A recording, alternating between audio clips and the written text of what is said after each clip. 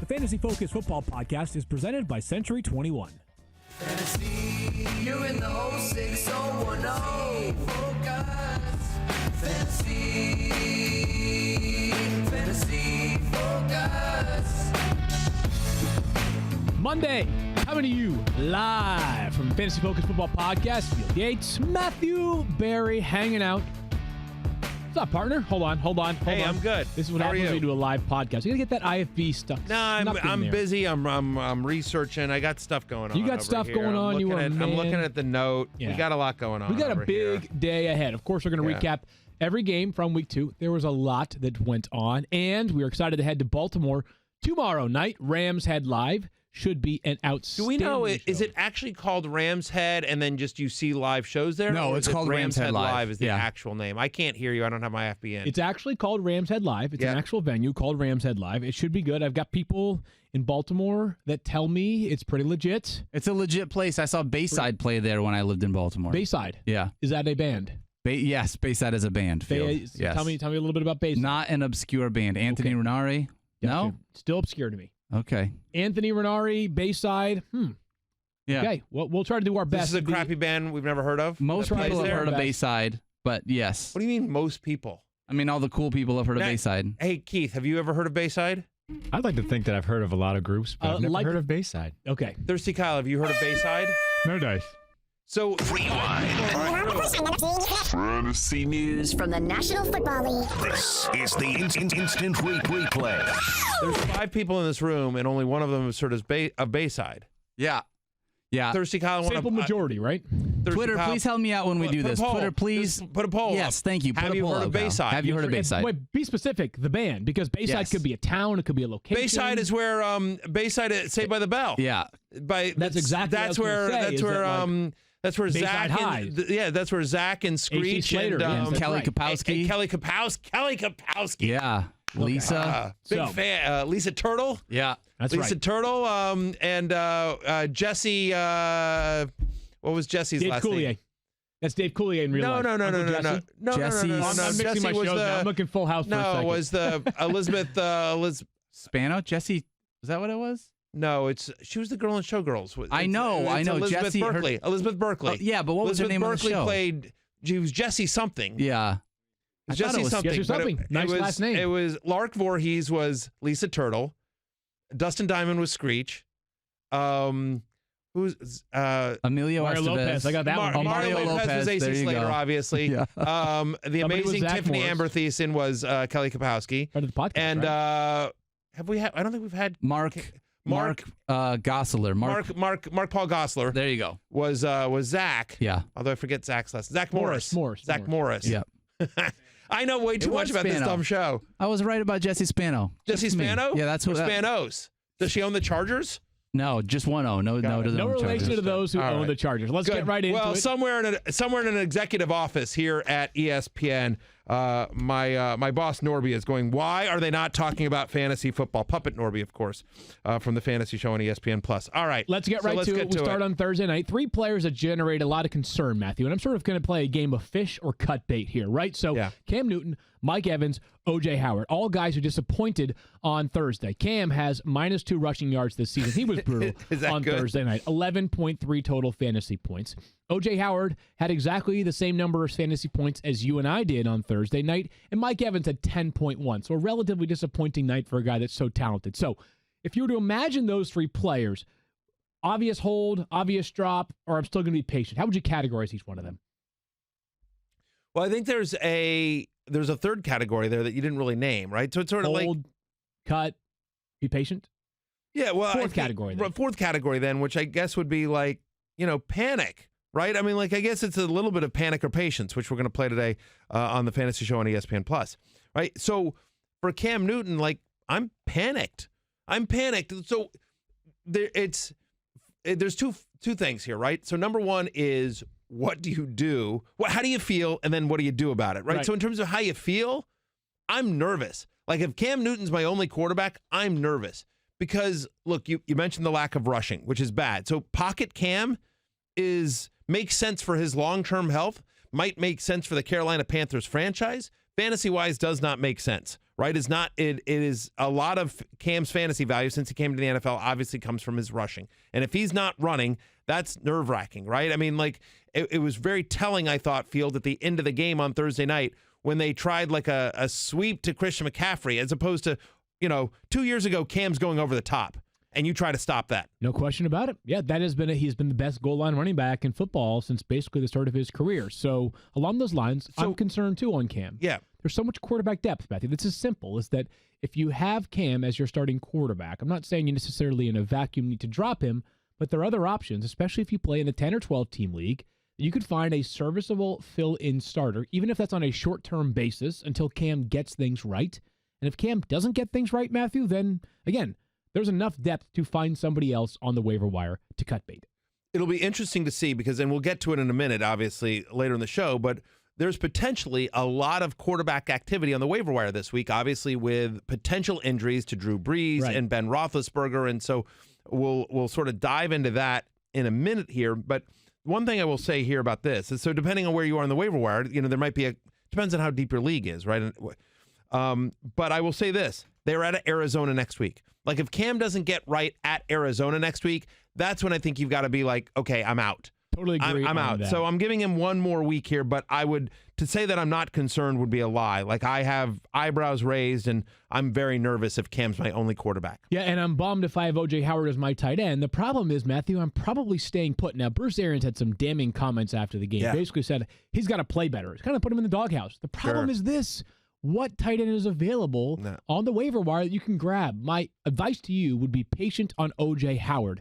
Yes, he only ran 17 routes on Thursday night, but the Bucs better figure something out because at some point it can't just be that these players aren't any good. You got to find a way to make them good. This is the quarterback / offensive whisperer in Bruce Arians. So I'm staying put with O.J. Howard and putting my belief behind the player and his ability. This is the same thing where. Similar to Cam Newton, right? So next week, the Tampa Bay Buccaneers are at home to the Giants, to the New York Giants. So if he can't get it done against the Giants, then I think it's full-blown panic mode. And I think people are concerned, obviously, given how Bruce Arians has not really used his tight end in the past as a head coach here. The one thing I will say about O.J. Howard and the Tampa Bay Buccaneers offense as a whole, because we're also talking about Mike Evans, who's been disappointing, Jameis Winston, who's been disappointing. Remember, look, they had a tough game against the 49ers, who played pretty well. Like, 49ers are 2-0 on the road. They may be better than we think they are, right? And then short week, bad weather, stop and start on the road to the divisional rival. Let's see what they do against the Giants. If they lay an egg against the Giants at home, then we can be full-blown panic, but I'm giving them one more week, the Buccaneers offense. The one player that actually delivered for the Bucs on Thursday night, besides Chris Godwin, was Peyton Barber, who had a nice night, 15-point night fantasy points, 23 rushes, 82 yards, and a rushing touchdown. Matthew, I think some people are asking, should we believe in Peyton Barber? Here's my answer. It's actually less about Peyton Barber and more about what we had hoped for with Ronald Jones, right? Because there was some optimism. Sure. Ronald Jones in week 1, the 75 rushing yards on 13 carries. Looked pretty optimistic. I saw a report from a national reporter saying this was going to be his coming out party in week 2, and he ended up playing 5 snaps. So in relative terms, a coming out party. Like, I mean, I guess very gratuitous definition, right? I mean, I suppose so. I mean, he whatever momentum he had in week 1 disappeared in week 2 as Peyton Barber sort of took this backfield over. Again, it's a weird game, right? I mean, they had the weather stoppage here. It was bad weather. And so on the road at Carolina in a short week, the run game's working a little bit. So, maybe they just decided to go there. Look, I don't think I think Peyton Barber's just a guy. Yeah, he's just a guy. I think he's same to me. He reminds me of Adrian Peterson in the sense that, like, he's going to have some games where he can get 16 to 20 carries. He might find the end zone for you. It was a nice run when he finished it on Thursday night. But if you're starting him, you're not starting Peyton Barber absent having a lack of depth at running back or playing in a super deep league that perhaps is non-PPR scoring because he's a virtual 0 in the passing game, which seems to be Dare Ogunbowale. That was a bad pronunciation. Whatever. Dare Ogunbowale. Close, right? Sure. Close enough. I'm going to let you just keep that one on yourself. He's the passing game back in Tampa Bay. I'm not good with names, people. So, what can I say? He played just 14 snaps, by the way. Dare did. And Peyton Barber played 39, just 7 snaps for Ronald Jones. Worth noting, you mentioned Adrian Peterson here. Since the beginning of last year, Peyton Barber has gained positive yardage on just 77% of his carries among 19 different running backs with 200 more carries over that stretch, only Adrian Peterson has been worse. Some of that's not on Peyton Barber. Some of that's been on the offensive line, which has been bad. But that's part of the gig here. And again, you think about Bruce Arians' offenses, they're not particular. I mean, it's like, think about like Andre Ellington back in the day. Like, all due respect, like, he's not David Johnson. So, I mean, like, I don't know that you expect a great running game from this Tampa Bay offense, given both how game flow you expect it to go in terms of their scripts. So their defense is playing better. And by the way, just Bruce Arians' pass-first nature. We wanted a monster day from Sammy Watkins in week 2 with no Tyreek Hill and Sammy Watkins being brilliant in week 1. We didn't quite get it. We got 6 catches for 49 yards on 12 targets. Matthew, not much to... Listen, I don't attribute this to much. What we instead got was the coming out party for Ronald Jones, except it was Demarcus Robinson, who had 6 catches on 6 targets for 172 yards and 2 receiving touchdowns. I'm just going to tell you right now, not worried about Sammy Watkins. 12 targets with a Patrick Mahomes-led offense. Good things are going to come more often than not. But, and you and I kind of looked at each other funny before the podcast began, Matthew. Yep. What do you do with these other 2 guys? Because if you were to, let's say you wanted to add a Chiefs wide receiver on the waiver wire. Now, you're the author of Free Agent Finds for ESPN.com, and I know you tend to work on your column both today and it'll be out later today, right? I write it on Sunday night after the Sunday night football game, so it's sort of in the works as we get going here on Monday morning, and then I just tidy it up. Yeah, so have you offered a recommendation in terms of Demarcus Robinson versus Mecole Hardman, because both guys are out there in well over 50% of ESPN leagues? I did, and it's the kind of recommendation that I think Keith and the editorial staff don't like. I put them together as one player, right? Usually I try to pick one player, but I put them there as one player because, Matthew, you're sitting on that fence, right? I mean, I don't know which one I would want more. Robinson's coming off the game of his career last night. He played 91.2% of the snaps. Hardman had a touchdown. He should have had 2 except for a holding penalty. Called that one back, but one of them had 6 for 172 with 2 touchdowns. Both of them played a lot in week 1. I think here's how I round it out, Matthew, because I think this is where we need to leave people with, is either player is a sufficient waiver wire ad. 100% agree with that. Either player could go off in a given week. Sure. Saw that yesterday.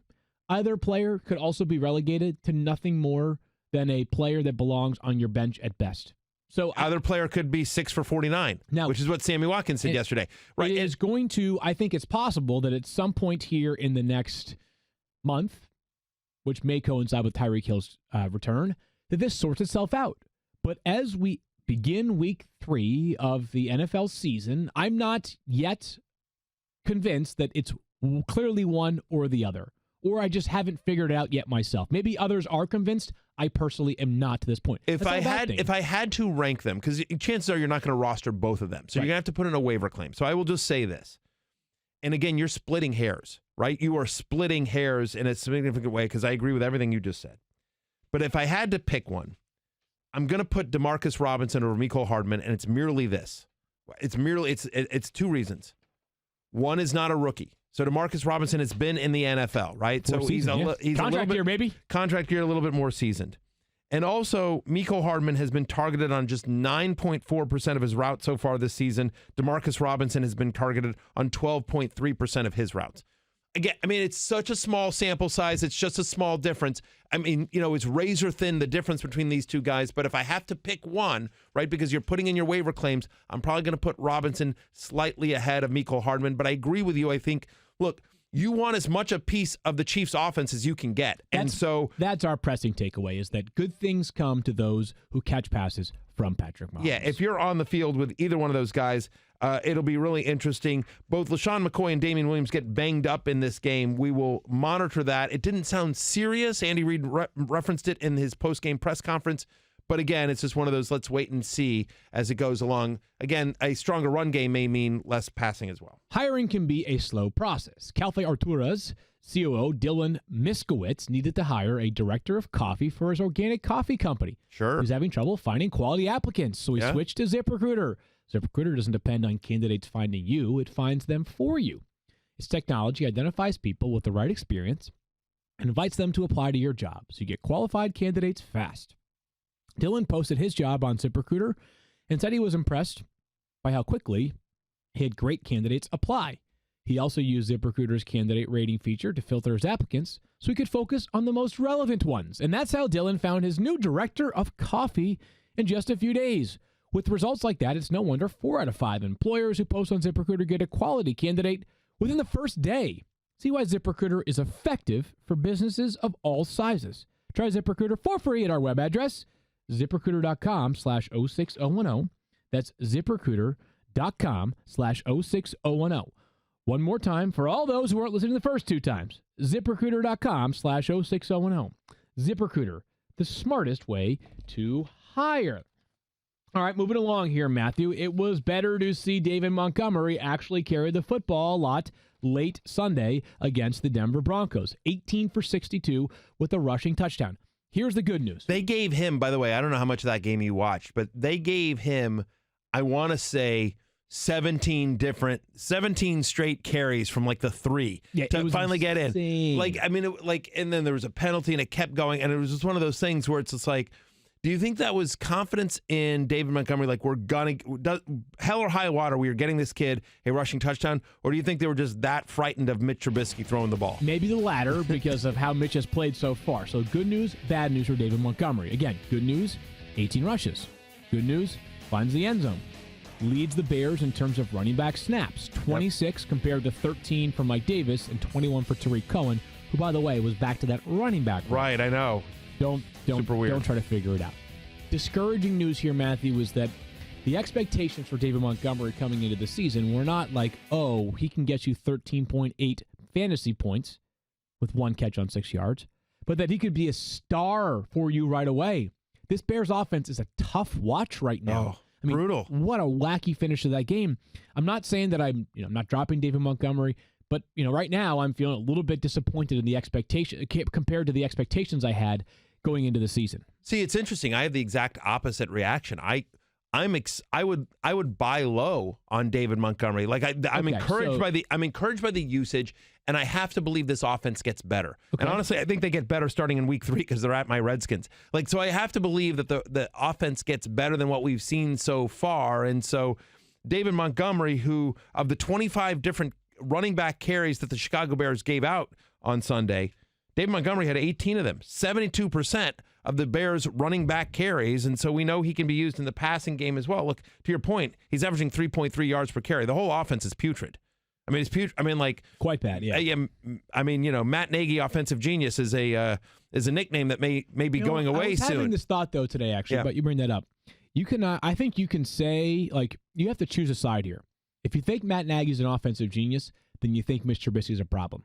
If you think Mitch Trubisky's a good quarterback, then you don't think Matt Nagy's a genius. Yeah. Right? Because if they coincided, they wouldn't be this bad on offense. After, by the way, last year being like a bottom 12 offense in terms of scoring. Yeah. A lot of weapons there, too. Whole offensive line is good. Yeah. Pass catchers are good. Got a problem there in Chicago, potentially. I think it's a quarterback. It may be. Trubisky has not looked good. There's no question about it. But you don't know. You don't know how they coached him up. Maybe, to your point, listen, Matt Nagy, and whatever, this is a fantasy podcast, so we'll get back to this, but Matt Nagy, how much of that was Andy Reid? Matt Nagy did not call plays in Kansas City for a long time. There's only a short period of time where he was actually a play caller, and it was all Andy Reid's system, which, listen, there's a very good Andy Reid coaching tree, so, that's not necessarily a bad thing, but it also could be we don't know here with Matt Nagy. I think I side though I'm on the Trubisky not being a great quarterback side. I think that's the more likely outcome here. I would agree with that. Again, by the way, Mitch Trubisky doesn't have a large sample size himself. He only played 1 year as a starter at North Carolina. I think 14 games as a starter. 13 total starts. Yeah. Something like that. Small number. So maybe he's still getting acclimated, but tough start there for the Chicago Bears and Mitchell Trubisky, who a lot of people have as their starting quarterback in deeper leagues, 12, 14-team leagues. Bye-bye. I mean, bye-bye. It's... Go a different... No, you're right. It gets better next week with the Redskins, but I'd still be hunting for somebody else. I mean, I have Trubisky. I don't have Trubisky as my... I have Trubisky as a starter in a couple leagues, in 2 quarterback leagues. Like, I'm in a 14-team, 2 quarterback league, and he's my starter there. He probably still starts in that situation? Yeah, but it's not... I'm not happy about it. It's not ideal. Yes. It's definitely not ideal. And last thing I'll just say, Broncos fans, you guys got screwed. You sure did. And that was ridiculous. I have no dog in that fight. I'm just telling you, Broncos won that game.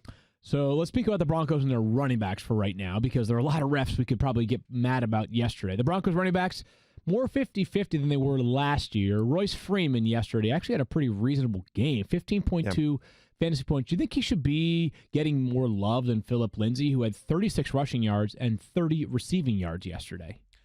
I don't know that he should be getting more love than Phillip Lindsay. I do think he should be getting more love in general. Like he was I had him like on a sleeper column. I think during the fantasy football marathon, they run those, like he was one of the guys that I had listed as a sleeper that ran during sort of what we call the scroll there.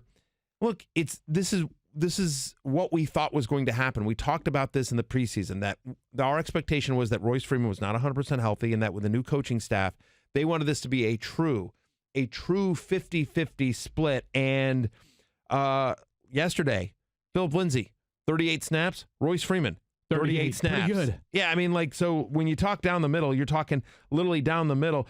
Interesting enough, both guys have 53 receiving yards.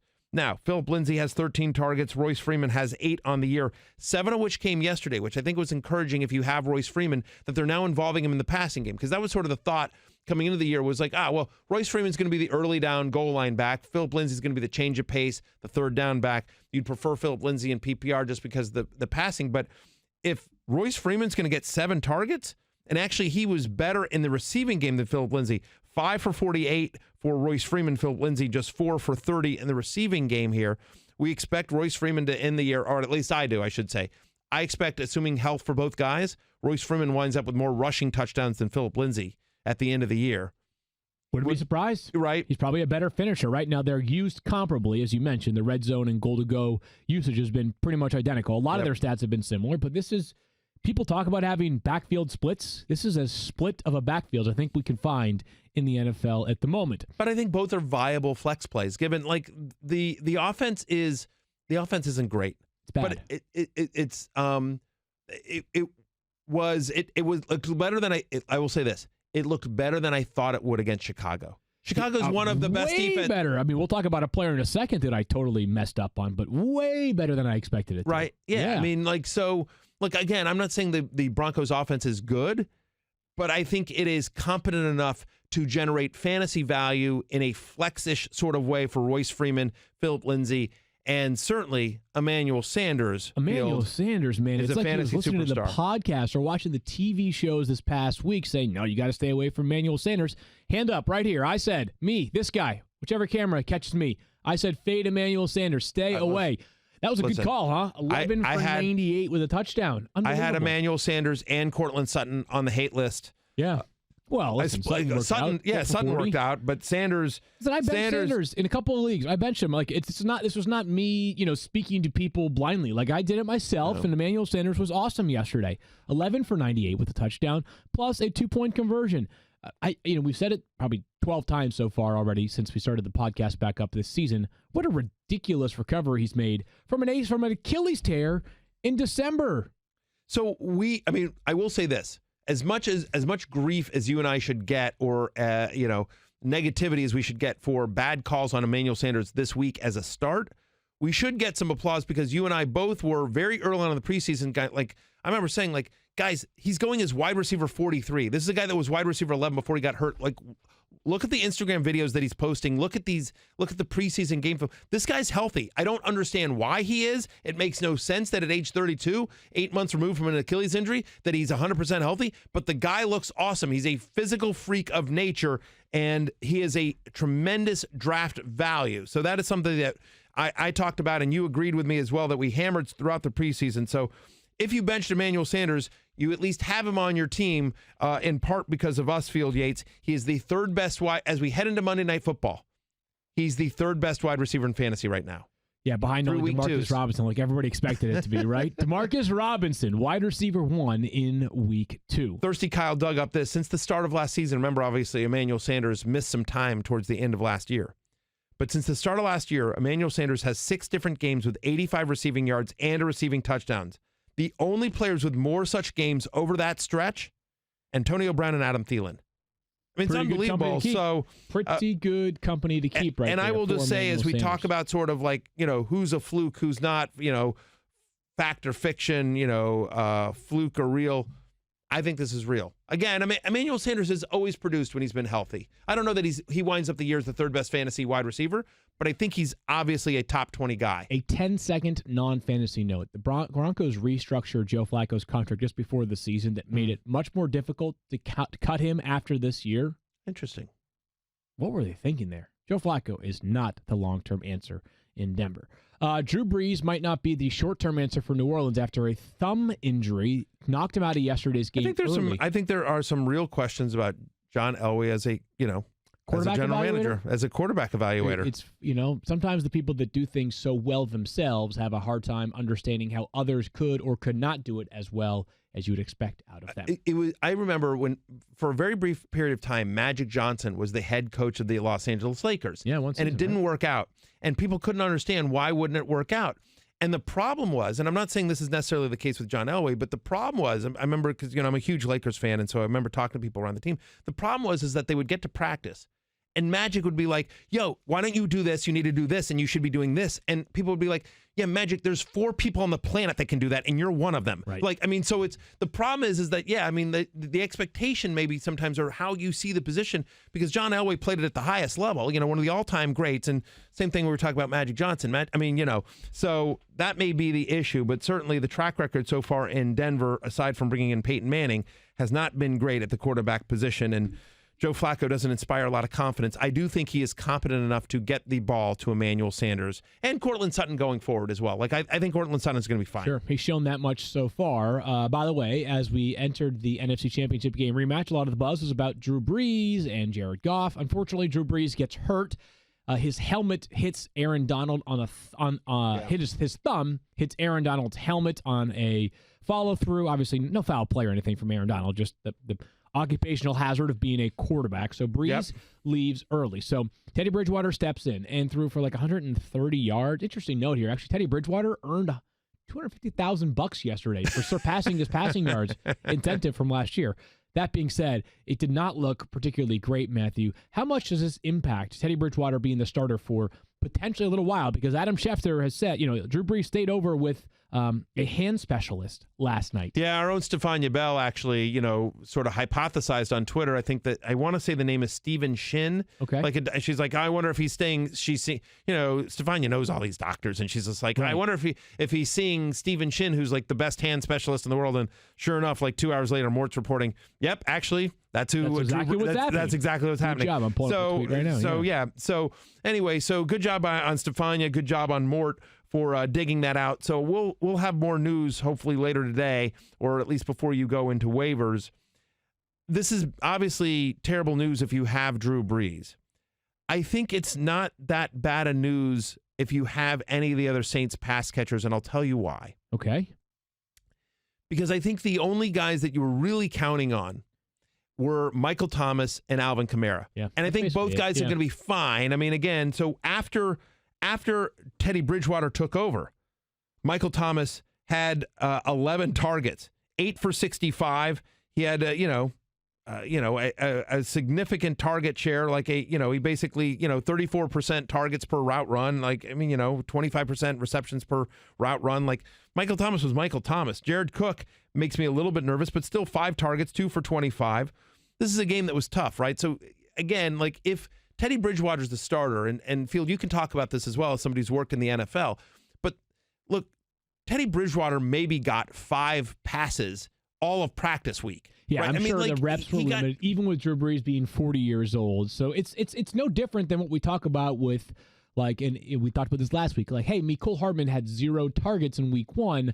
Maybe the Chiefs get him more involved because the expectations going into week 2 were that he was sort of practicing to be a starter as opposed to practicing to being a 3rd or 4th option in the passing game the week before. Right, exactly. And so Teddy Bridgewater, who got a couple of snaps, with backups, when Drew Brees was done in practice. Now, if Drew Brees is going to miss any time, Teddy Bridgewater comes into the week knowing he's the guy, and Sean Payton and his staff will design a game plan around what they think Teddy Bridgewater does well, what he doesn't. He's going to take all the first-team reps. He'll be more prepped as well. And so the Saints, who next week... Go to Seattle. Yeah, go to Seattle, which is not a defense that scares you at the moment, right? So I think Teddy Bridgewater will be fine. I don't know that he's necessarily anyone you want other in a deep league or a 2-quarterback league. But I think as it relates to Michael Thomas, Alvin Kamara, and to a lesser extent Jared Cook, I think they'll be fine. Right. Like, I don't want to say that it doesn't impact the value of Michael Thomas it does. at all. Of course it does. It's Drew Brees not being there, but not enough that I'm like, I'm not trying to sell low on Mike Thomas or Alvin Kamara. Like, they'll still figure it out. There'll still be weekly fixtures for you. There'll still be guys that you're starting there'll still be no-brainer, set it and forget it starters. The offense won't be as good without Drew Brees. It's not going to be as efficient. There won't be as many scoring opportunities.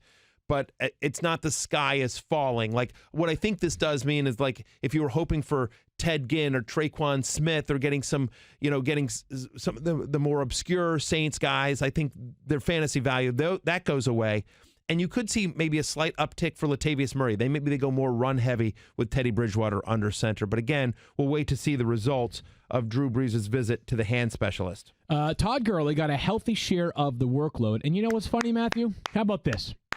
Hold on, if I may. Drew Brees, this is what happens when you do a podcast live. Adam Schefter tweets, as we are, like, literally as we wrap up this conversation. Saints quarterback Drew Brees is expected to undergo thumb surgery as early as today. Would expect to sideline him for approximately 6 weeks per league sources. So, there you have it. 6 weeks on Drew Brees. We said, though, our piece for 6 weeks, or potentially longer, we feel okay about the value of Mike Thomas and also Alvin Kamara. Here's a question for you. Yep. 10-team, ESPN standard 10-team league. Drop him. You dropping Drew Brees? Yeah. I agree. I mean, listen, you can't hold a guy for 6 weeks. We're about ready to get into bye weeks after week 3. I don't know what their bye week is, but what if the bye week is after that 6 weeks? Thursday, right? Kyle, look up when their bye week is real quickly. I'm talking to field. I got stuff going on. 7 weeks of not having to fill in your quarterback spot. Yes, I think that is grounds for dropping a player at a spot where there is good depth. 2-quarterback league, deeper league, you're hanging on to Drew Brees, but in a standard 10-team league, week 9 bye. So you wonder, so we're here in week 3. Shefty's saying 6 weeks. Don't you think he's not coming back till week 10? Right. I mean, it means basically you're not getting this guy until week 10. And they're home to Atlanta. But here's the schedule. It's interesting. So at Tampa Bay, it's a nice schedule. It's a nice schedule there those first 2 weeks. At home to the Falcons, and then week 11 at Tampa Bay. Although the Tampa Bay defense, give Todd Bowles credit, the Tampa Bay defense playing better. At least in week 2, they played better than I think we expected. So, yeah, I mean, it's crazy to think about this, but in a standard 10-team redraft league where you only play one quarterback, drop Drew Brees. You don't want to hang on to him until week 10. Yeah, I would say so as well. By the way, man, I mean, he's been remarkably durable, so you're bummed to see Drew Brees suffer a thumb injury of this nature. All right, back to Todd Gurley. He got a healthy share of the workload yesterday. He had 16 rushes for 63 yards and a touchdown. I think, though, that Todd Gurley and what you think about him is somewhat of a Rorschach test of fantasy football. Really? Okay, I'll play along. There are some people who are saying, like, hey, so I'm actually a little bit disappointed from what I've seen so far. To be honest with you. And here's the reason why, Matthew. And I know I already know what your retort is going to be. Okay. He's got 8 receiving yards so far this season. Yeah. 8 in 2 games. He had 30 or more receiving yards in 11 of the 14 games he played last season. He was a legitimate difference maker as a receiver last year. 63 rushing yards and a rushing touchdown yesterday. That part's fine. 15.7 points is fine, Matthew. I wanted more. And I know what you're going to say. What am I going to say? You're going to say, but that was baked into his ADP, right? Where you were getting Todd Gurley. No. My thing is this, though, is first of all, some mock drafts we were doing, we saw him when we were doing the marathon. He was going in the top 10 picks, right? Second, I think a lot of people were either paying a premium for him in an auction draft, or they were drafting him at the back end of the first round.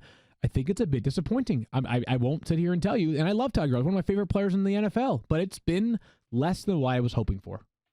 Well, listen, there's no question it's less than you're hoping for, right? I mean, so week 1 gets vultured twice by Malcolm Brown. Week 2, to your point, not involved in the passing game at all, which is shocking to me. I mean, he's had 4 catches this season that have gained just 8 yards. And what's shocking to me is, like, that goes against everything you sort of think about, right? You're like, oh, well, if they want to say wear and tear, if they're worried about the knees, wouldn't you think there would be an increase in that? Try to get him in space. And by the way, just a Sean McVay offense, it relies on that so much. That's at least to date, it has been such a staple of McVay's offense. Is involving running backs in the passing and sort of that, I don't know what they call it, but the play where basically, they all go one way. Gurley comes the other way. It's like a throwback. Yeah, it's like a throwback, right? And so I can't swear in the podcast, but there's some iterations called the oblique screen. Right, exactly. A tight end. Yeah, exactly. But they do a version of it with Todd Gurley, and it's a staple that Sean ran in Washington, and it was a staple of the Rams offense. So I wonder why they haven't done that yet. But here's the thing: we said this all last week. We said this on Fantasy Football Now, and thank you. You're welcome, America. If you listen to us, because people were freaking out about Malcolm Brown, and what did I say? Is it's like, look, guys. This is it's going to be like 65-35. It's going to be 70-30. They want to give Malcolm Brown a couple of series a game. And so for 2 straight weeks, Malcolm Brown has gotten 3 series in the game. And all of his carries have come in those 3 series. And week 1, that's why he got the touchdowns, because they just happened to get down on the goal line and ran it in back then. So, I mean, there was a series where Malcolm Brown came down and they threw a touchdown down there. Malcolm Brown didn't get into the end zone. Malcolm Brown, by the way, averaging 5.3 yards per carry this season. Did Malcolm Brown make your free agent finds column? I would hope so. After week 1, he did. I'll have to go revisit that for week 2. I mean, I haven't finished the column; it's not been submitted yet. Yeah. But I don't. To me, he is. If you don't need anyone for this week, and we're going to talk about like James Conner and everything like that. He's rostered in 47% of leagues, so he would make the cutoff. So he's still available more than 50% of leagues. He needs to be rostered in 100% of leagues. I don't get what people are waiting for, because if anything happens to Todd Gurley, obviously this guy's going to be a top 10 fantasy running back, and as it is, he's providing flex value at the moment, like especially as we start getting into buys. Just a note for those who might read the column regularly. I'm trying to avoid this year just like routinely putting players that every week, I don't want to make the same argument for them. So like Malcolm Brown should be rostered in 100% of leagues. He won't be. He never will be, despite all of our efforts. Yes. So like the point I made last week remains the same this week. He's the backup to Todd Gurley in an offense that we still believe can be very good. The Fantasy Focus Football Podcast is presented by Century 21 Real Estate. You constantly shuffle your lineup, you scour the waiver wire, maybe for Malcolm Brown, and you make trades to improve your team. Shouldn't you spend the same amount of time looking for a real estate agent who makes as many relentless moves as you? 70% of people settle for the first agent they meet. Did you keep the kicker you drafted? Of course not. Century 21 agents go above and beyond to make sure their clients enjoy an extraordinary experience at every point of the home buying or selling process, even after the closing. They do the work so you don't have to, which means more time for you to figure out your flex situation. Century 21, relentless moves. Find a local agent today at century21.com. Century 21 Real Estate LLC fully supports the principles of the Fair Housing Act and the Equal Opportunity Act. Each office is independently owned and operated. Now we get to Lamar Jackson, who is our Relentless Moments. Relentless Moments is brought to you. Before we get to Lamar Jackson, just one last thing I just want to talk about Todd Gurley real quickly for 1 second here, which is that I am worried about the lack of passing game usage. I have to believe that is coming forward. I am still more bullish than nervous about Todd Gurley. If you look at his yards per carry after first contact, he's averaging 2.47 yards per carry after first contact. That's better than 2018 or 2017. The explosiveness is starting to come back. It still feels like it's not 100% there, but I like the fact that he is running hard. I like the fact that he's getting as much work as he is. The Rams offense as a whole doesn't feel like it's fully in sync just yet as well. Lamar Jackson makes our Relentless Moments, and Relentless Moments is brought to you by Century 21. Lamar Jackson became the first player ever in NFL history with at least 250 passing yards and 120 or more rushing yards in a regular season game. Colin Kaepernick actually did it in a playoff game previously. Matthew, I don't think the question is Lamar Jackson a weekly starter? To me, the question is, if you were to redraft today, would Lamar Jackson be the number 1 quarterback in fantasy football for the rest of the season? He would not be. He would not. Okay, I agree on that. But would he be in the conversation for the top 3? Yes. Okay, so I would imagine that it goes Patrick Mahomes 1. I agree. And there's no question about that. Yes, sir. Would number 2 perhaps be Tom Brady? Still not there yet? I think Watson for me. Okay, Deshaun I think Watson. I would have Watson. I think I would have Brady at 3 and Lamar Jackson at 4. Okay. But I think he's borderline top 3, and he's definitely top 5. Okay, I agree with you on that. That would be my rankings. Would you have Brady at 2? I think I would have Brady at 2 if Antonio Brown continues to play for the rest of the season, which that's a huge question mark right now. So but to if me, I knew it was Antonio Brown playing, then yes, it would be Brady. Obviously, if you're drafting, you wouldn't know that. Right. So I guess I would give the edge to Watson in that case. I think because the rushing as well, I'd give the edge to Watson. But that's how I would rank and then it. Brady, and then Lamar Jackson. But Lamar Jackson, listen, I said this at the end of the preseason. I was nervous about some of my concerns about Lamar Jackson during the offseason, and I'm petrified of them. Like I'm an idiot is basically what it comes down to. The guy has proven a lot of people wrong. Yeah. I don't want to say but. However, we'll just note the competition has been pathetic in the first 2 weeks, right? The Dolphins were awful in week 1. The Cardinals were bad in week 2. He should be much better, or he should be much better tested in week 3 against a Chiefs team that obviously is amazing on offense and improving on defense, right? Just 10 points yesterday. Hey, 10 points allowed yesterday. Improving, yeah. Against the Raiders. That was better. But Lamar Jackson, for the rest of the season, has a chance to be the kind of play, like based off where you drafted him, Matthew, he could be a league winner, and we're already 2 weeks into the season. We're only 2 weeks into the season. There's no question about it. So at Kansas, here's the upcoming schedule. At Kansas City, home to Cleveland, at Pittsburgh, home to Cincinnati, at Seattle. Yeah. There's not a defense in there that scares you. Ridiculous. There's 5 game stretch coming up. Yeah, and look, and we I don't know that we expected this, but we did talk about this in the preseason multiple times that we expected this offense to be a lot more wide open. Lamar Jackson was made my preseason love list. He was a sleeper for me. He was a sleeper for a lot of people as well. And so we sort of expected some of this. Like we talked about how John Harbaugh was going to hey, this offense is going to revolutionize football. I don't know that it's revolutionized anything, but it's certainly much more. It looks good. It's more wide open than it certainly was before. And what was encouraging about what Lamar Jackson did yesterday was that he started running. Like we were like, oh yeah, he beat up on Miami, he didn't even run. Right. But now in addition to the throwing, now he's running, and it's just like, whoa, this is crazy town. 16 rushes for 120 yards. So yes, Lamar Jackson for the rest of the season. Until further notice, unless something dramatic changes, of course you're starting Lamar Jackson every single week. I got a text from a friend who said yes, and so I haven't told you who the friend is. Okay. It's somebody you've heard of. Anyway, but whatever. So I got a text from this guy, and he says to me, he goes, I have Patrick Mahomes and Lamar Jackson. Bill Murray. Which Bill Murray, yeah. It's somebody in the superhero league. I'll just leave it at that. Okay, gotcha. And so my question to you, Field Yates, is if you had, which could certainly happen based on where they were drafted. It's possible. Would you? And he was trying to figure out what to do, and I said, he's like, I'm trying to trade Mahomes, and I said I would trade Jackson personally, but I think that's are you selling high on Lamar Jackson? I guess is the question. Put it this way, I'm not selling Patrick Mahomes unless someone offer me exactly the moon, right? So yes, of course I would be looking to trade Lamar Jackson out of those two.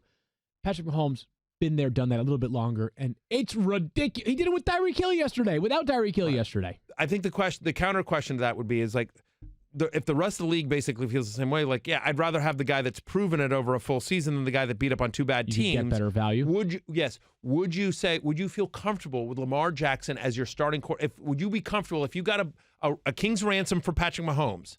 Would you feel comfortable trading Mahomes and saying I'm just rolling with Lamar Jackson? Listen, absolutely. And listen, it would take a king's ransom to your point, but yes, I would be comfortable with Lamar Jackson as my starting quarterback going forward. 100% agree with that as well, and this is good news for Marquise Brown and Mark Andrews. And both of those guys were awesome yesterday. How about the volume for each of these players? 13 targets for Hollywood Brown.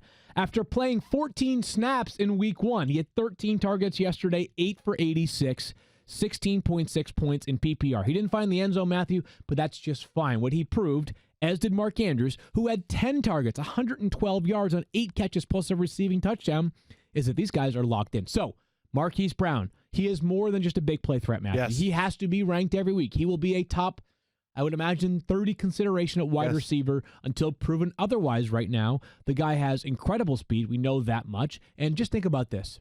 Yesterday showed you I think yesterday is what you want most. 13 targets, 86 yards, and 8 catches. But you're going to have games. He's going to have 4 or 5 games this year where even if he has just 4 catches, he's still going to sail past 100 yards because he's Deshaun Jackson right now, but younger, probably comparably fast, if not a little bit faster, and more consistent based off of how they are using him in this offense for 2 weeks. And honestly, Deshaun Jackson, we'll get to the Eagles in a minute, but Deshaun Jackson has a bunch of weapons around him. Marquise Brown is sitting there with we'll talk about Andrews in a second, but Miles Boykin and Willie Snead and Marquise Brown is the guy. He ran 32 routes last week, which was up from the 8 the only 8 that he ran in week 1. He's got a 32.7% target share, and this is insane, Field. He's been targeted on 45% of his routes. Ridiculous. Basically almost half of his routes, he gets a target. That's going to come down, but still, But if you draft him in the 13th round, 14th round, you're feeling really good about that. Wherever you got Marquise Brown this year, you are making a profit. One quick note on Mark Andrews. Since Lamar Jackson, this goes back to last year, and it's why Mark Andrews was a bit of a sleeper for a lot of people coming into the year. Since Lamar Jackson took over as the quarterback of the Baltimore Ravens, Mark Andrews is 4th among all tight ends in receiving yards and 5th among all tight ends in fantasy points. Yeah, he's good. He's been nothing short of terrific. He has 528 receiving yards in 9 Lamar Jackson starts.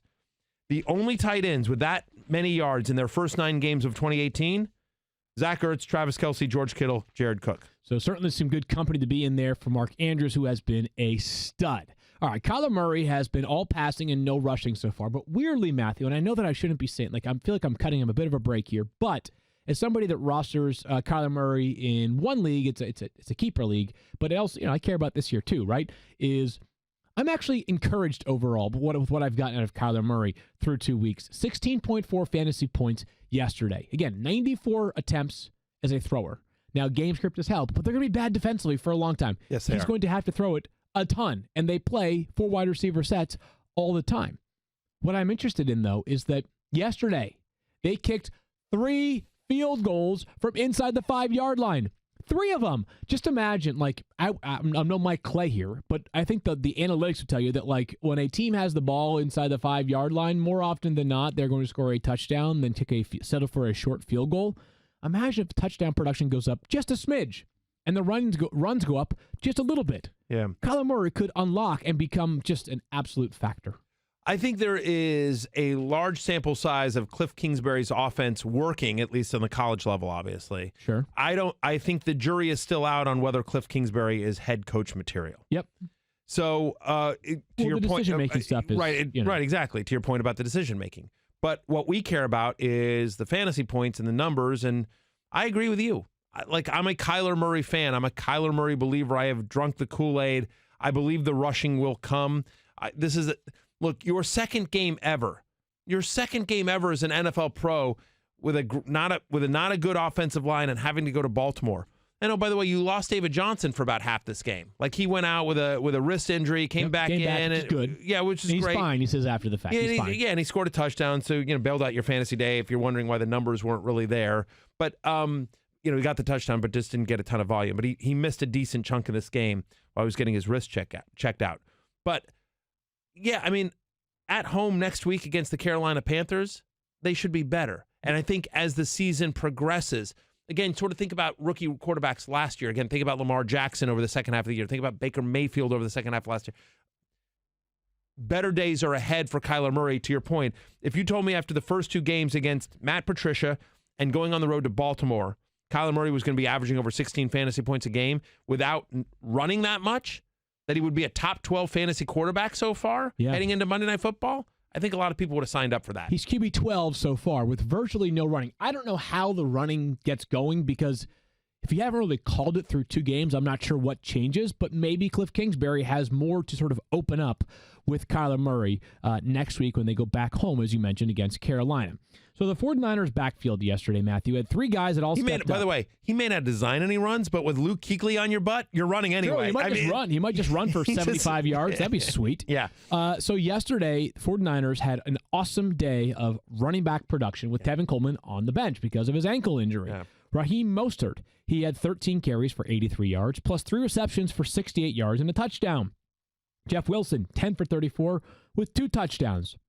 Matt Breida, 12 for 121, no touchdowns. So Breida led the team in rushing, played 21 snaps yesterday. That's a totally serviceable day, right? Yeah. And he was the 3rd best running back. People are probably waking up and wondering, okay, which one of these guys do I add, right? I got to add one of these 2 between Mostert and Wilson. Which one of these do I play next week? I got to play maybe 2 of them. I just don't know, Matthew. This was basically the perfect storm. This was a borderline. This is this is literally throwing a perfect game in baseball. Sure. Right? Everything went right. Wilson gets the 2 touchdowns, which it's hard to call a guy a vulture when he gets 10 carries in a game, but still, he gets 2 of the touchdowns. Mostert has a long receiving touchdown, but here's why I'm not so optimistic on any. First of all, they pitched a perfect game. Yeah. Second of all, San Francisco goes home next week and plays Pittsburgh, who week 1, the only thing the Steelers did well was stop Sony Michel. 15 carries on 14 yards. Chris Carson was, to be honest, I have to check his numbers from yesterday, but still. He was okay, but he fumbled twice. I mean, right. he fumbled twice. Rashad Penny got a kind of a long touchdown there, but Seattle did not run the ball. Seattle ran the ball better than New England did in week 1, but they didn't run the ball great. 15 for 60 for Chris Carson. So not great. So not great, and that's one of the best runs. It's a good run defense. And third thing here is that the 49ers go on a bye in week 4. They've got a week 4 bye. Tevin Coleman, we don't know when he'll be back, but if a possibility exists that he's back in week 5, Matthew, then all of a sudden you're talking about 3 guys who all of them might be backups in one more game. Yeah. So my takeaway is it's interesting. Maybe I would add, if I had to, I think I would add Mostert in a deep league because he's a good pass catcher as well.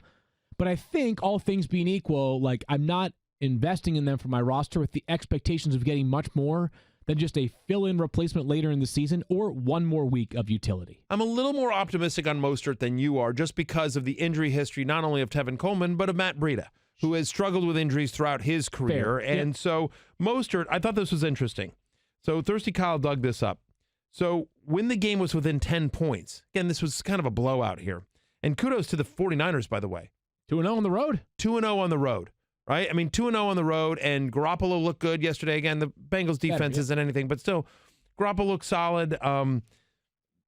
Kudos to Kyle Shanahan. But when the game was within 10 points, here's the snap count.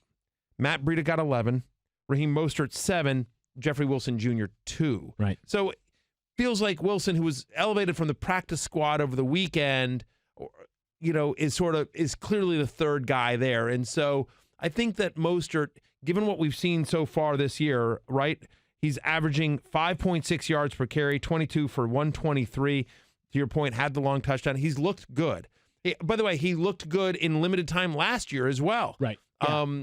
Not to bring it all back, but the Alfred Morris rant, one of the reasons why that Alfred Morris rant happened and why Alfred Morris out of the blue went from a game where he got 18 carries to a game where he played 1 snap was because Mostert looked really good and played well in that Monday night game against the Packers. Yep. And so my expectation here is that given the injury history of Coleman and Breida, that I wouldn't mind a flyer on Mostert.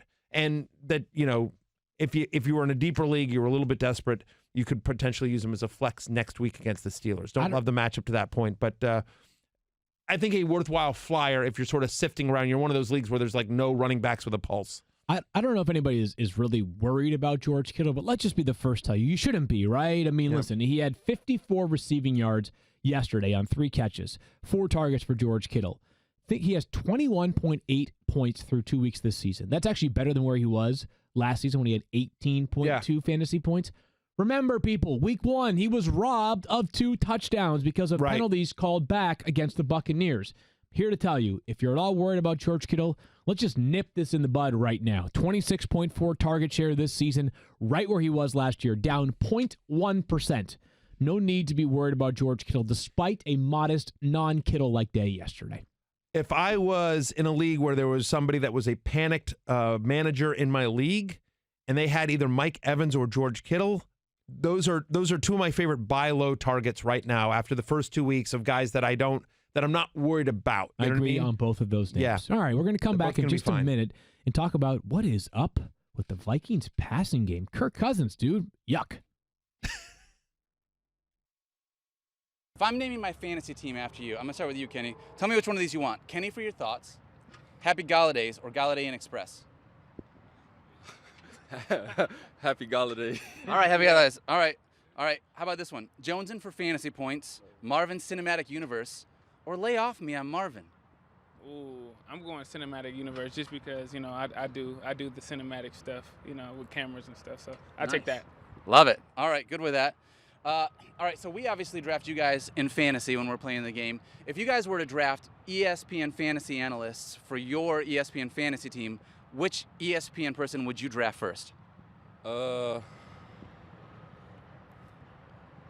Well, what's my options really? Probably, let's say, Field Yates, Adam Schefter, Teddy Bruschi. I mean, there's a number. I mean, pick, any of the guys that you like. Ryan Clark. I'm going to go Adam Schefter. All right, how about you, Marvin? I'll go Teddy Bruschi. Teddy Bruschi? All right. I mean, those are obviously after you would have probably taken me first, and then they were your backup. Yeah. Right. Okay. That's fair. All right. I'm obviously going to draft all the Lions this year in fantasy, but I'm just curious if someone can only draft one Lions wide receiver, which Lions wide receiver should they draft this year? You can't. It's impossible. You got to take both. Taking both, you guys. I'm going to agree with Marv on that. You should just get all of us, really, and just swap us in and out each week. Yeah. All right, that's fair. Who's got a better beard, me or Matt Patricia? I'm going with Coach. What? What? No, you got a good one. I'm going Matty P, mid-season form. Is that just because he signs your paycheck? That's what it is. Okay. All right. Best restaurant in Detroit? Ooh. I like Prime and Proper. Prime and Proper is good. Prime and Proper, Hyde Park. Okay. All right. So 7. You guys want to meet there like 7 o'clock tonight, or does that sound good?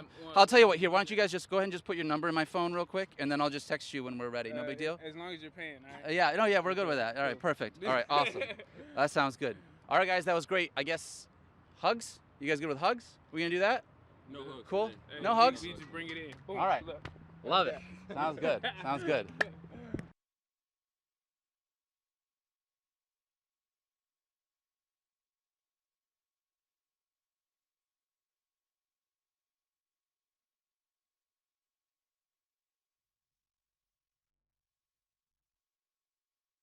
Fantasy, you in the 06010. Focus.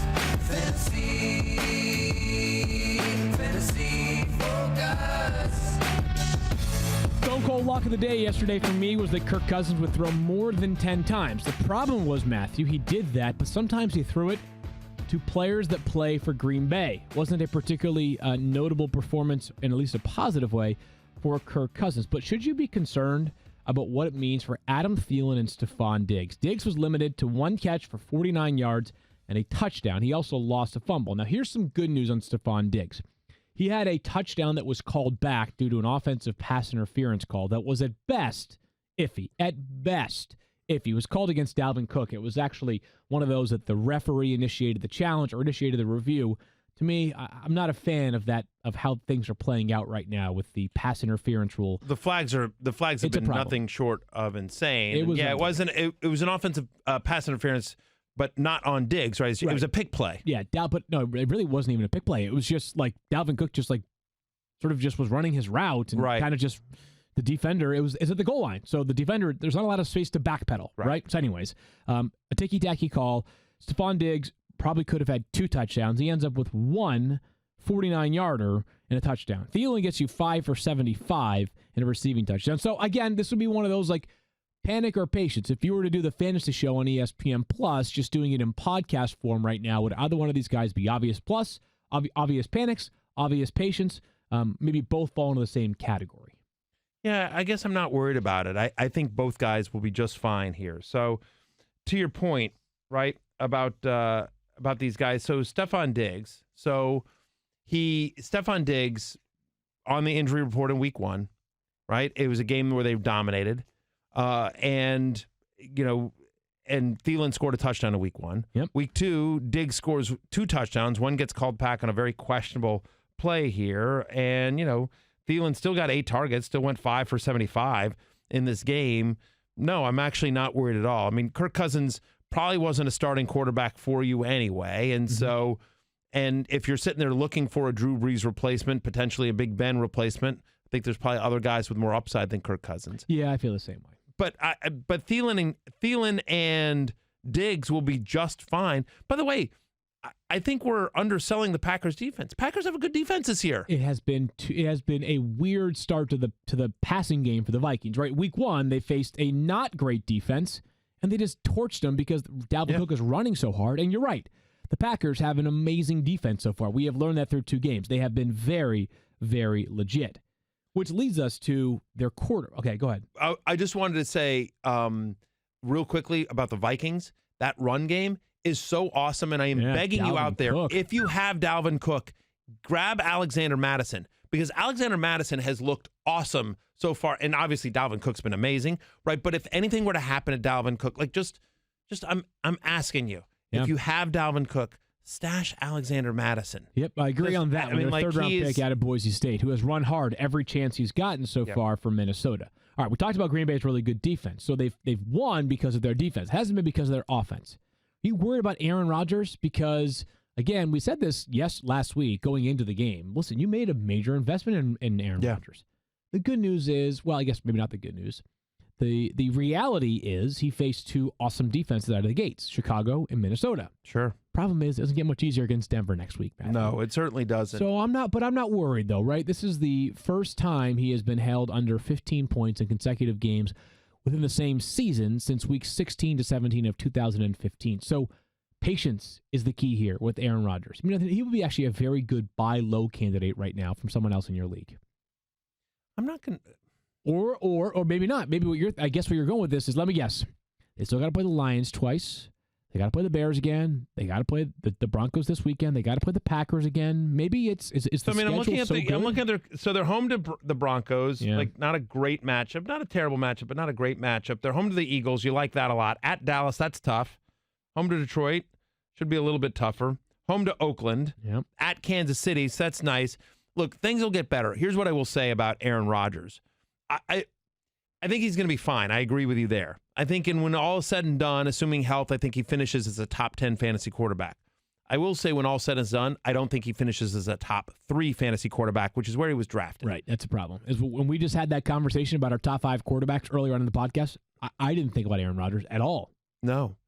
And honestly, I think you could make an argument that if you redrafted today, and we'll see what Baker Mayfield does tonight, but if you redrafted today, I think we both agree Mahomes, in some order, Mahomes, Watson, Lamar Jackson, Tom Brady, all go ahead of him. I would argue for Carson Wentz.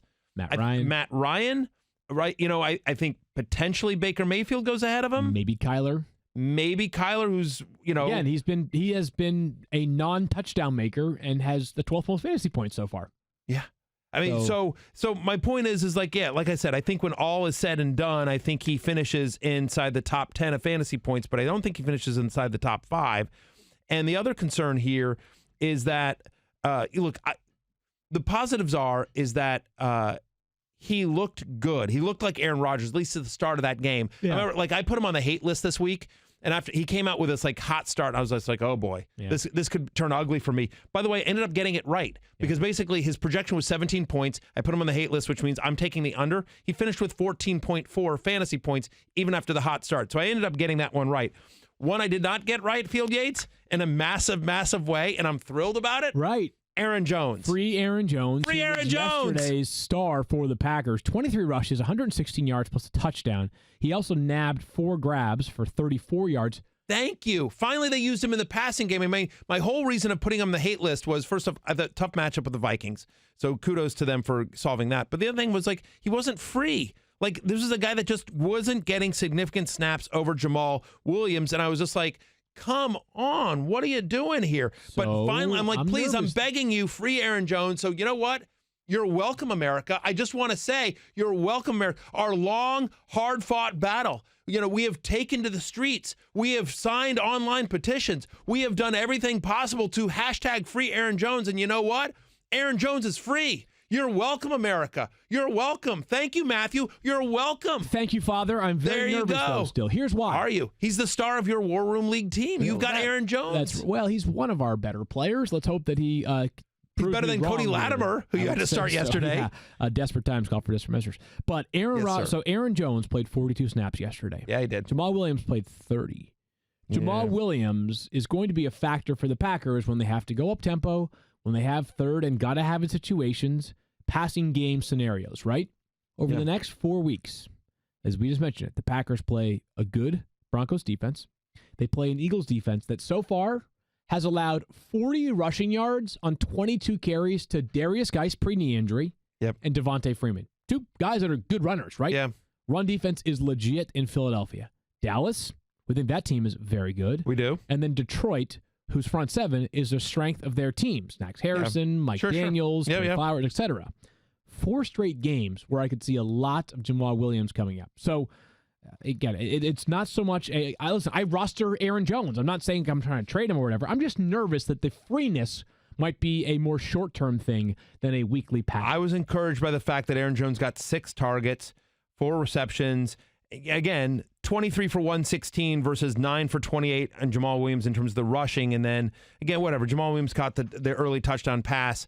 I am more, listen, I've been sucked down this hole before, so we'll see. But I am hopeful that in a game in which the Packers ran the ball effectively here and, did well, my hope here is that they will see this, that Matt LaFleur will see this and say, like, you know what?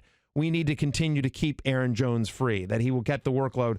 I will take, look, I don't care what Jamal Williams does. If Aaron Jones gets 27 touches, I will take that. That would certainly be very good news. Carlos Hyde continues to get a lot of work for the Houston Texans, Matthew, and maybe more than we expected him to get.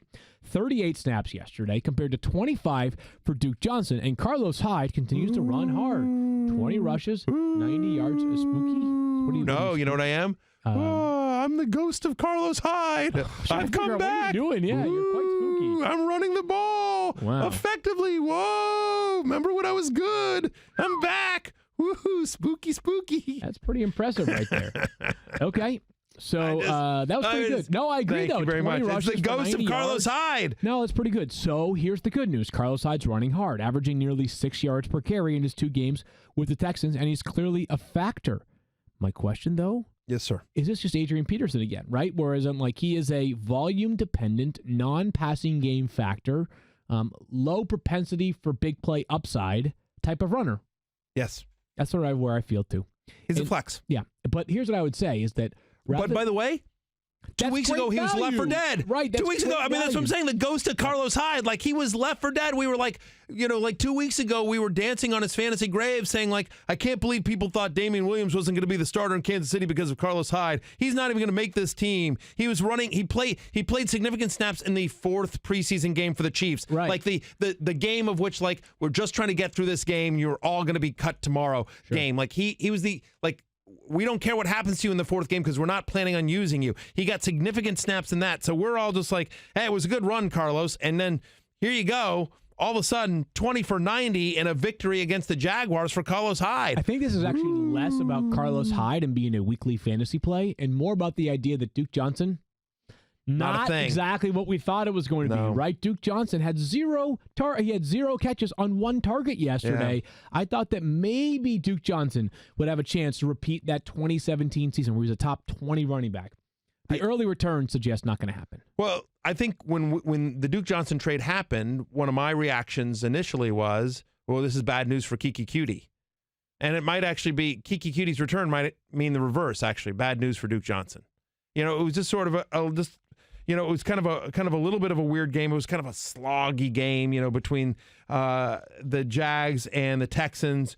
Really wish they'd pulled it out, by the way. Gardner Minshew, come on now. That would have been awesome. But it really would have been pretty sweet. But yes, I think I don't know how you can start Duke Johnson with any confidence going forward until we see some production, some consistent production on the field. And I agree with you. Carlos Hyde is a low upside flex, is just a warm body, if you will. Like somebody that, like, again, 20 for 90 is legit, but like you're hoping he needs to fall into the end zone here because it doesn't look like he's going to be involved in the passing game enough to be viable without a touchdown. Agreed on all that. We're talking about Josh Allen and the Bills, but first a word from DraftKings via our friend Matthew Berry. No, that's not true. I've got DraftKings. Yes. JK. Let me ask you, Field. Is there anything better than watching football? Nothing. Of course there is, Field. It's watching football with the DraftKings lineup on the line. My wife would give it a different answer, but go ahead. Well, especially this week. I'm going to keep right on going, Matthew. DraftKings, the leader in one-day fantasy football, is giving new users a free shot at over $1.5 million in prizes with your first deposit when you sign up at DraftKings.com/FFF. Draft your lineup and feel the sweat like never before. Every run, throw, and catch mean more with DraftKings lineup on the line. It's simple. Just draft your lineup, stay under the salary cap, and see how your team stacks up against the competition. Plus, mention one player or team you like this weekend. I can talk about, for me, big fan of the Lions going up this week. I'm taking Kenny Golladay again. please, all new and existing users can get a deposit bonus of $500. That's some extra cash to play with this football season. Nothing adds to the sweat of watching this game quite like having a shot at $1.5 million. So head to DraftKings.com/FFF right now for a limited time. All new and existing users can get a deposit bonus up to $500. Plus, new users will get a free shot at over $1.5 million in prizes with your first deposit. That's DraftKings.com/FFF for all new and existing users to claim your special offer only at DraftKings. Minimum $5 deposit required. Deposit bonus requires a 25 times playthrough. Eligibility restrictions apply. See DraftKings.com for details. And Field, tell me all about that Josh Allen, because he was in my DraftKings lineup this last week, and boy, was I happy with that decision. Yeah, it certainly worked out for you, Daniel. So he was awesome again yesterday. He had a rushing touchdown late to help seal this game. The Bills are 2-0 at MetLife Stadium this season. 253 passing yards for Josh Allen. We've talked about Drew Brees already. We mentioned he's out for at least 6 weeks, according to Adam Schefter, or close to 6 weeks, according to Adam Schefter. Ben Roethlisberger, he is undergoing some more evaluation today for an elbow injury, Yes. Matthew. We haven't really presented, though, a great quarterback fill-in if you have to replace one of those two guys. To me, We're about the to. one that comes to mind is Josh Allen with his running ability. 6 rushing touchdowns in his last 6 games. Would he be your top approach or your top ad on the waiver wire this week? Because he was mine. I have not looked yet at who's available in more than 50% of ESPN.com leagues. Since you are the author of Free Agent Finds, what I do is what helps me is just going to ESPN.com and reading Field Yates' column. That always helps me. But yes, so without knowing who else is out there, I would say Josh Allen should be at the top of the list here. Look, I think Josh Allen is legit, right? I mean, since week 12 of last season, he has 33% of the Bills' red zone carries. Like they like the rushing ability, just gives him such a high floor. Remember, from week 12 on last year, this guy was the number 1 quarterback in all of fantasy football. The addition of John Smokey Brown. Is it Smokey John Brown or John Smokey Brown? I think it's just Smokey Brown. Smokey Brown? Yeah. So, to me, it's something that certainly helped that offense, as has been a good run game. Now, we'll find out. Devin Singletary got banged up in this game as well. He left it late. Yeah, with a hammy. Frank Gore playing more. So, but yes, here's my thought on Josh Allen right now. Yep. If you look at quarterbacks that are available in over 50% of leagues on ESPN.com, it's guys like Jimmy Garoppolo, who had one good week last week. I mentioned this earlier, though. Jimmy Garoppolo goes into a bye. If you're going to replace Drew Brees or Ben Roethlisberger, are you going to want to roster Jimmy Garoppolo and then drop him or keep him and roster a third quarterback a week from now? My thought is no. Andy Dalton threw for a ton of yards again yesterday, but a lot of it came on a late 66-yard touchdown, and they played that game yesterday at home.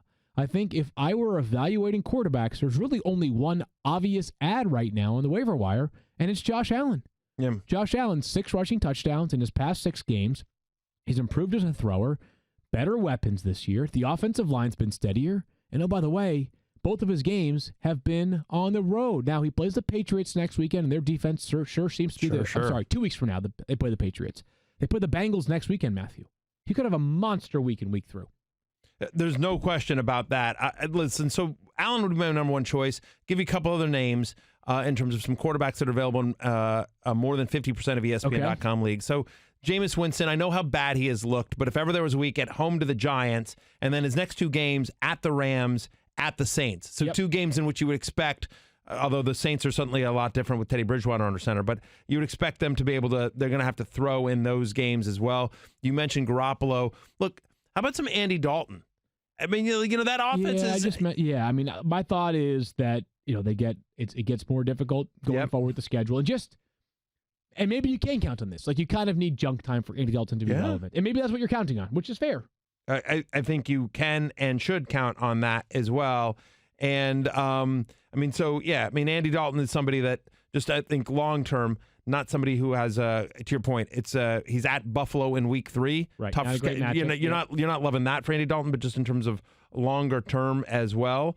One thing that I think is sort of interesting here is the Indianapolis Colts and Jacoby Brissett. 3 touchdown passes on the road at Tennessee. Yeah, getting more involved in that offense. The Colts play, let's see, they are at They are home to it. Let's look at the schedule. Look at the schedule for the Colts. Mm-hmm. Home to Atlanta. Okay. You expect a lot of points to be scored there. Sure. That's Yeah, a secondary that you can throw on. Home to Oakland in Week 4. Like that. And then Week 5 at Kansas City. I like that one. I mean, again, junk waiver wire column right so there. I think like Jacoby Brissett is somebody, again, 3 touchdown passes, starting to get better. It's a good offensive line, and I like 2 home games and then a game at Kansas City. They have a bye in Week 6, however. All right, let's keep this one rolling here and get to a last handful of topics here. If Devin Singletary misses any time, is Frank Gore a flex play better than that? Because right now, all we know about Devin Singletary